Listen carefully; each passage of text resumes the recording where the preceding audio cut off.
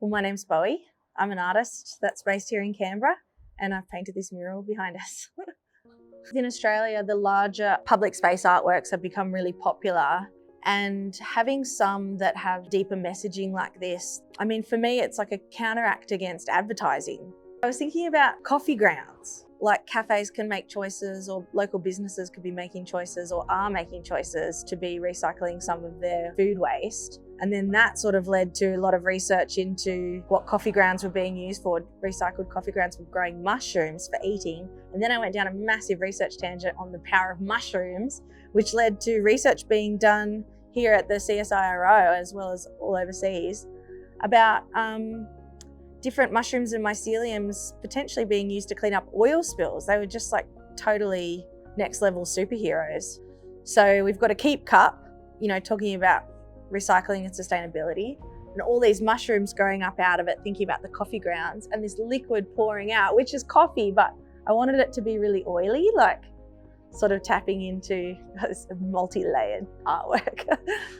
I think that's so cool about public art and large-scale murals, that their relationship with the general public is the most important part for me. You don't have to walk through a gallery wall or enter into an institution to be able to experience an emotional response to it. There was a group of people in about 400 AD that were trying to get more land. They were battling with all the borders around them. And they ransacked Rome for 14 days straight, and they destroyed lots of statues and stuff. And that group were called Vandals. That was the name of their tribe, and that was the origin of vandalism. And when I clicked on the Wikipedia page for vandalism, of course, graffiti comes in under that. And it sort of sparked this, like an old memory in me almost of why we challenge the status quo, really, as artists and as street artists or graffiti writers or public space artists, whatever we coin ourselves as. We are trying to sort of widen the cracks that help people remember that they're inside a constructed space and that they have the ability to see things differently or do things differently. And when you take a blank wall and turn it into a completely different reality, really, you create something that's so far outside of that normal expectation. It is like the cracks through the pavement of the plant going through. Like, it is just those little moments of turning something kind of normal into something completely outside of that.